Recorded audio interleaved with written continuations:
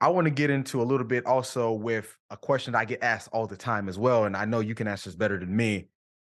Can personality change? So there's a couple of components there. So one point of confusion that I think people run into a lot when they think about personalities, they think that personality is saying that people are fixed all the time and they always behave in the same way no matter what. And that's actually not true. There's a bunch of research. I've done some research. Other people have done research showing that if we take like a scale of extroversion from 1 to 100, almost everybody, no matter whether you're extrovert or an introvert, at some point in time and different situations behaves the entire range of the scale. In some situations, you're a one. In some situations, you're 100.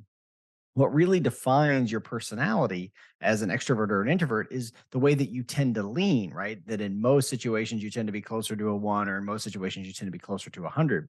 And so people, you can think about it like a density distribution. With some people, they maybe their mean is around a 75, which means they mostly are towards the high end of the extroversion scale, but even sometimes they're at the one. And other people might have a mean of a 25, meaning that mostly they're close to those ones in that introverted side of the scale. But even those folks at sometimes are 100. So the point is that people can behave the entire range of behavioral personality characteristics at any time. What personality really is defining is that mean, that average, the way that you tend to behave. If we didn't know any other information, right? If we just had to guess, what would we guess? That's what your personality is. But a bigger question, a part of that is about personality change. Can we sort of change that mean? Can we sort of change the way we tend to act? And the answer is partly yes and partly no, right? So a couple of things that we know about. Uh, to the degree to which personality is is related to our biology, that's a part that's in some respects difficult to change, but in some respects very changeable, right? So there's been lots of classic studies on personality change, looking at actual biological change. So if you are struck with something, like if you, the classic study of a person getting a railroad spike through the brain and how that's changed the way they behave, their self control, those kinds of things. So Oh, actual Phineas Gage. physical biological change can in some respects change the way we think, feel, and behave. It's, so to speak, changing our personality.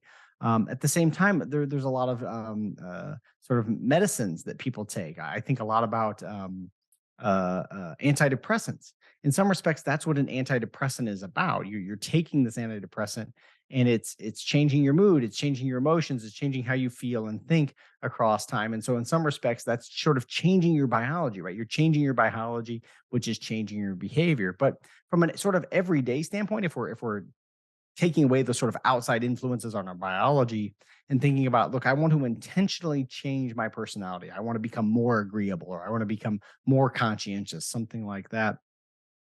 There is some research suggesting that it can be done, but it requires a lot of effortful control. It takes a lot of practice. And here's the way I like to think about it. I know, Nick, you have a lot of people who are in the sports world who listen to your content. I think about it like a golf swing or a tennis stroke.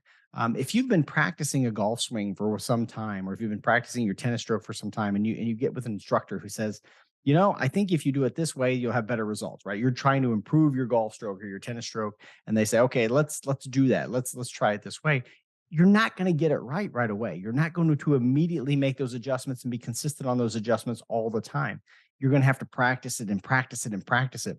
And what the old rule, I don't even know if this is true, but the old rule was you need to practice it at least twice as much as you've been doing it the old way, right? So if you've been doing it the old way for 2 years, you need to spend 4 years practicing it the new way for it to really sink in. I'm not sure if that's a true rule or not, but the point is, you'll need a lot of concentrated, effortful practice for that sort of new swing to become automatic. And I think it's the same thing with personality.